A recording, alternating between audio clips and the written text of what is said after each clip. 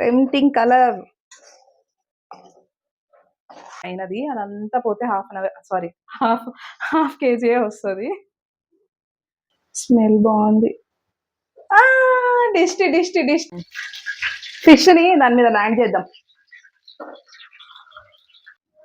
Hello, hi everyone.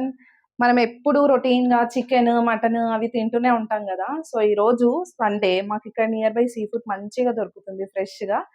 So నేను ఈరోజు ఏం తెచ్చానంటే ప్రాన్స్ అండ్ ఫిష్ తెచ్చాను. ఇది హోల్ ఫిష్ తెచ్చాను ఫ్రై చేద్దాం అనేసి. అండ్ నా స్టైల్లో నేను ఎలా చేసుకుంటానో ఆ రెసిపీ మొత్తం మీకు చూపిస్తాను. సో ప్రాన్స్ తెచ్చాను, ఫిష్ తెచ్చాను. ఇవన్నీ వాళ్ళు అక్కడ కట్ చేసి ఇస్తారు, బట్ స్టిల్ ఇంటికి తెచ్చి మళ్ళీ క్లీన్ చేసుకోవాలి. అండ్ ఈ క్లీనింగ్ అంతా నేనే చేస్తాను, మా హస్బెండ్ అసలు హెల్ప్ కూడా చేయరు. నెక్స్ట్ ప్రాన్స్లో మనకి ఇలా వీన్స్ ఉంటాయి, అంటే ఇదేంటో వీన్సో మరి ఏంటో తెలీదు. ఇవి ఇలా బ్లాక్గా ఇంకా ఫుల్గా కూడా ఉంటాయి, ఇందులో అంత లేదు. ఇవి మాత్రం పర్టికులర్గా క్లీన్ చేసుకోండి, అప్పుడే టేస్ట్ బాగుంటుంది. ఇవి ఇలా వస్తుంది. ఇది తీసేద్దాం. ఇవన్నీ నేను ఆల్రెడీ క్లీన్ చేసి పెట్టేసుకున్నా, మీకు చూపించడానికి కోసం అనేసి 2 ఉంచా అంతే. దా, ఇది బ్లాక్గా ఇలా కనిపిస్తుందా, అది మాత్రం క్లీన్ చేసుకోవాలి. ఇలా నైఫ్తో కట్ చేసుకొని ఒక స్లిట్ పెట్టేస్తే ఇలా బ్లాక్గా ఇలా వచ్చేస్తుంది, అది మాత్రం తీసేసుకోవాలి. చాలామంది క్లీన్ చేయరు, చేయకపోయినా ఏం కాదేమో, నేనైతే చేసుకుంటా. నెక్స్ట్ ఈ ప్రాన్స్ అనే కాదు, మనం ఏ సీ ఫుడ్ తెచ్చినా కూడా రాక్ సాల్ట్ ఉంటే ఇంకా మంచిది. తీసుకొచ్చి బాగా పిసికి కడగాలి. మళ్ళీ కొంచెం రాక్ సాల్ట్ అండ్ పసుపు.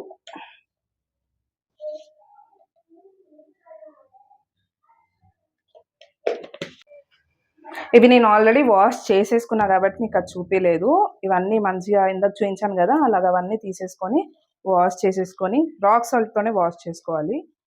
చేసుకొని మళ్ళీ ఇందులో పసుపు ఇంకా రాక్ సాల్ట్ కలిపి స్టవ్ మీద పెట్టేద్దాం. దీని వాటర్ అంతా ఎగిరిపోవాలి.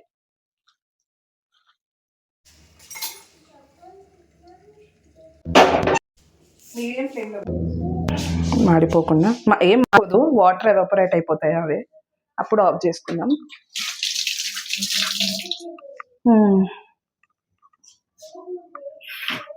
నెక్స్ట్ ఫిష్ మ్యారినేట్ చేసుకుందాం. దీన్ని మ్యారినేట్ చేసే ప్రాసెస్ చూపిస్తా ఇప్పుడు. సో ఫస్ట్ అయితే దీనికోసం నేను ఇంగ్రీడియంట్స్ తీసేసుకొని పక్కన పెట్టేసుకుంటా. కొంచెం సాల్ట్, కారం, కొంచెం పసుపు,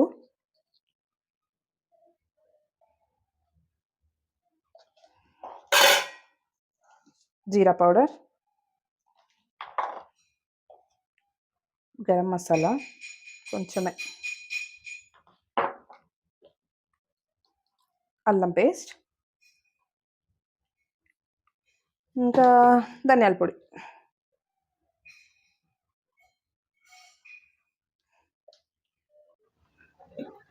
నెక్స్ట్ కొంచెం ఆయిల్, ఒక స్పూన్ అంతనే, అది కూడా ఎక్కువ ఏం అవసరం లేదు. ఆ మసాలా అంతా మంచి కలవాలి కదా, సో 1 స్పూన్ ఆయిల్. హాఫ్ లెమన్లో కొంచెమే లెమన్ పిండుకోండి.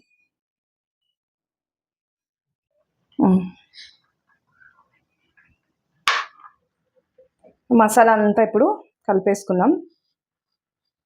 కలిపేసుకొని ఫిష్కి పట్టించేద్దాం.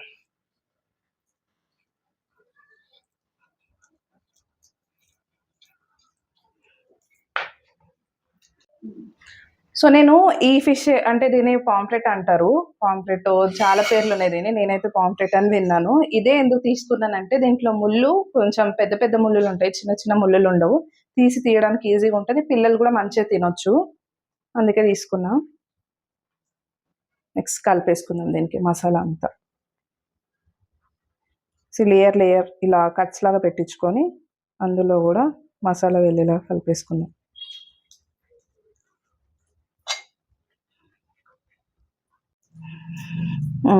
ఇలా ఫిష్ మొత్తం పట్టించేసేయాలి, ఇలా లోపల మొత్తం కంప్లీట్గా all over the fish.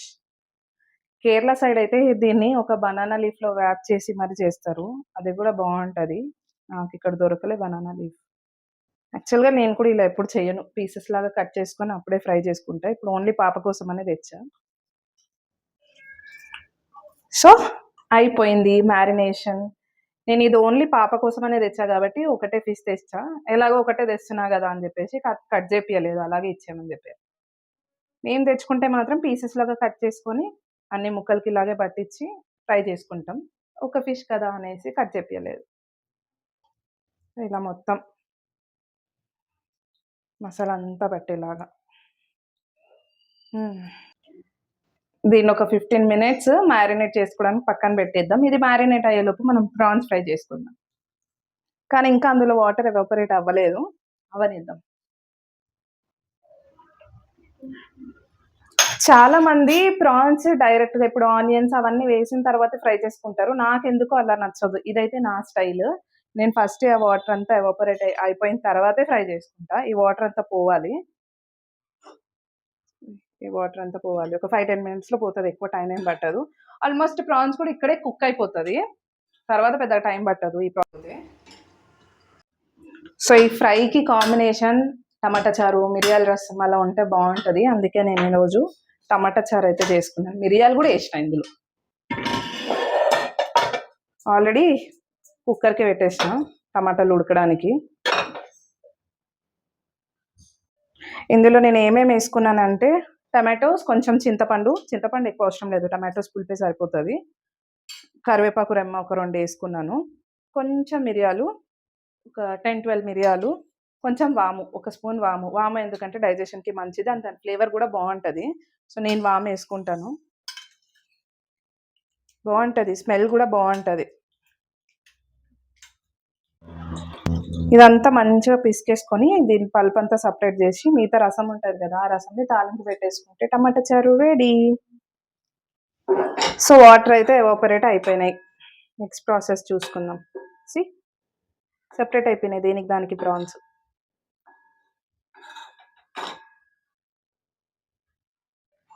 Next ఇంకో కడాయి పెట్టేసుకొని కడాయి హీట్ అవ్వని. 3 గంటలంత ఆయిల్.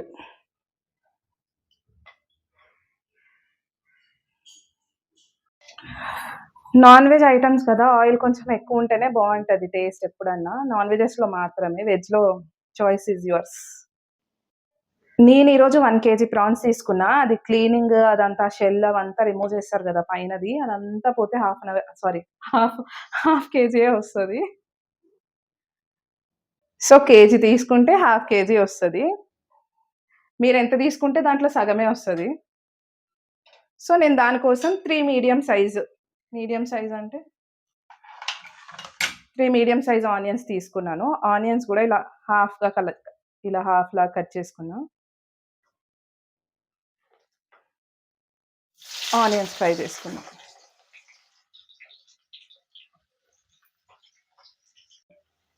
ఆనియన్స్ అయితే గోల్డెన్ బ్రౌన్‌లోకి ఫ్రై అయిపోయాయి.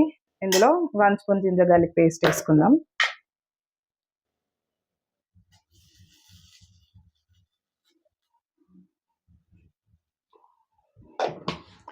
ఇది గూడా పచ్చివాసన పోయేంత వరకి ఫ్రై చేసుకుందాం. మనం ప్రాన్స్‌లో ఆల్రెడీ ఏసుకున్నాం గదా పసుపు. ఇప్పుడు కొంచెమే ఏస్తున్నా.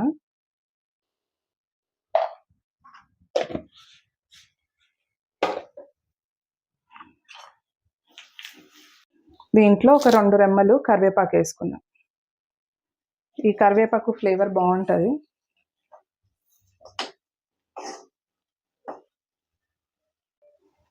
నెక్స్ట్ ఇప్పుడు ఇందాక కుక్ చేసుకున్న ప్రాన్స్ ఉన్నాయి గదా!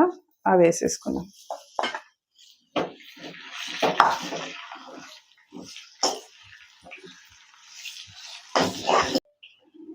చారులో కొంచెం కారం, ఉప్పు, పసుపు, కొంచెం ధనియాల పొడి, జీలకర్ర పొడి ఏసుకొని తాలింపు పెట్టేసుకుందాం. చారులోనే కలిపేసుకుందాం అవన్నీ. ఇందులో కొంచెం ట్యాంగినెస్ కోసం నేను చిన్న చిన్న టమాటోస్ ఒక 2 తీసుకున్నాను. చాలా చిన్నవి ఇవి. అసలు వేసుకోవద్దు. కొంచెం ట్యాంగినెస్ కోసమని ఇస్తున్నా. బావుంటది. ఈ టమాటోస్ చిన్నగా చాప్ చేసుకోవాలి, చాలా చిన్నగా. టమాటోస్ వేసేద్దాం. టమాటోస్తో పాటే కొంచెం సాల్ట్ కూడా వేద్దాము. ఇందాక మనం ఆల్రెడీ ప్రాన్స్లో వేసుకున్నాం కాబట్టి టేస్ట్ చూసి వేసుకోవాలి. కొంచెం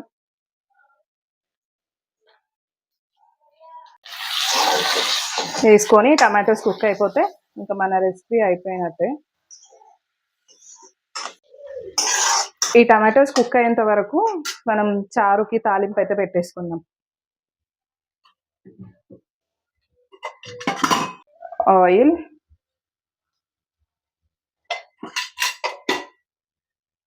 ఆయిల్ హీట్ అయిన తర్వాతకి ఎల్లుల్లిపాయలు, ఎండుమిర్చి,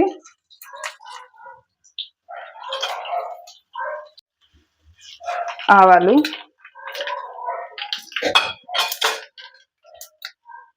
వామంది, జీలకర్ర,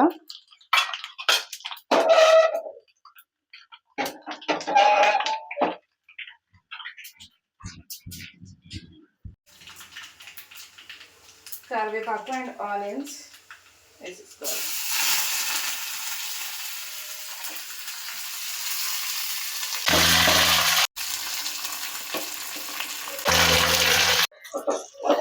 ఈ ఆనియన్స్ ఎక్కువ ఫ్రై అవ్వనివ్వద్దు, కొంచెం క్రంచీగా ఉంటేనే బాగుంటుంది. ఇలా ఏదో వేసామన్నట్టు. నెక్స్ట్ తాలింపు అంతా చారులు వేసేయడమే. సో ప్రాన్స్ అయితే ఫ్రై అయిపోయాయి. కారం వేసేసుకున్నాం ఇందులో.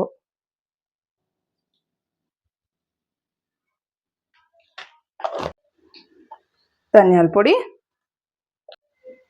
జీలకర్ర పొడి, కొంచెమే గరం మసాలా మంచిగా కలిపేసుకోవాలి. కలర్ చూసినావా ఎట్లుందో? Tempting colour.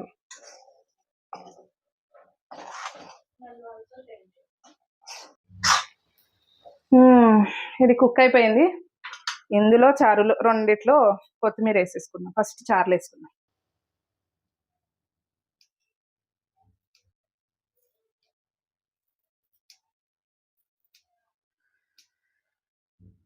నెక్స్ట్ ప్రాన్స్ ఫ్రైలు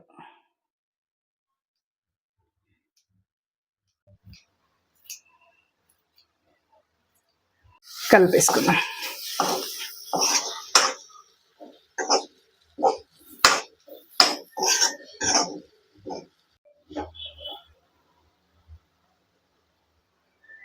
స్మెల్ బాగుంది. డిస్టి డిస్టి డిస్టి. చారు ready, prawns fry ready. Next అన్నం, ఫిష్ ఫ్రై. ఇప్పుడు ఫిష్ ఫ్రై చేసుకుందాం. అన్నం ఆల్రెడీ పెట్టేసిన నేను. అంతవరకు ఆయిల్, ఫిష్ మునిగేంత వరకు ఆయిల్ పోసుకుందాం. ఫ్లేమ్ లో పెట్టేసుకొని కరివేపాకు పెట్టేసుకొని ఫిష్ని దాని మీద ల్యాండ్ చేద్దాం. And also masala.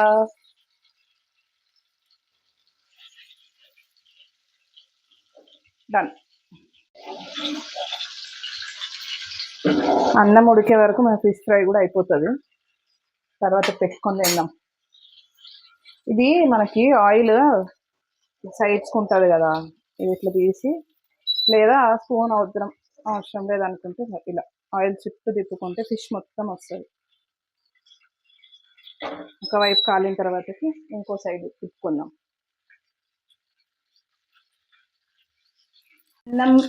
అన్నం రెడీ. ఫిష్ కూడా ఒకవైపు ఫ్రై అయిపోయింది. ఇంకో వైపు తిప్పుకుందాం. తీసేటప్పుడు జాగ్రత్త అమ్మా, మీరు ఆయిల్ పడుతుంది. A what a colour, what a colour.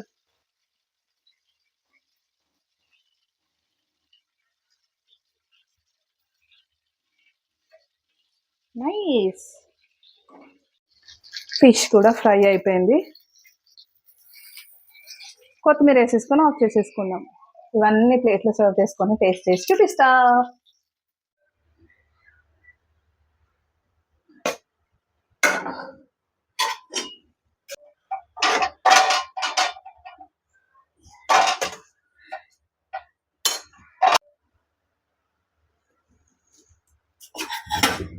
తడా fish.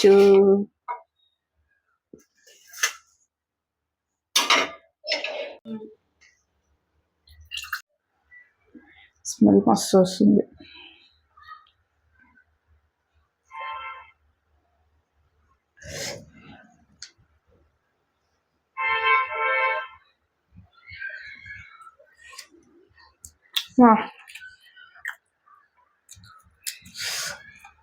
Super ఉంది.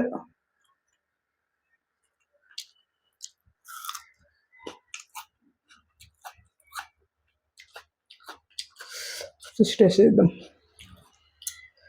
అబ్బాబాబా,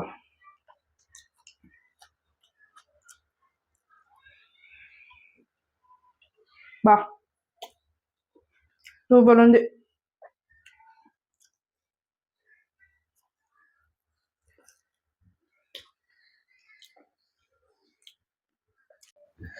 టేస్ట్ అయితే అమేజింగ్. అసలు మీకు నచ్చకపోయినా ఒకసారి తెచ్చుకొని మరీ టేస్ట్ చేసుకొని చూడండి, వదలరు మళ్ళీ. ఇంత బాగుంది. ఓకే, నేను తినేస్తా ఇంకా. బాయ్ మరి.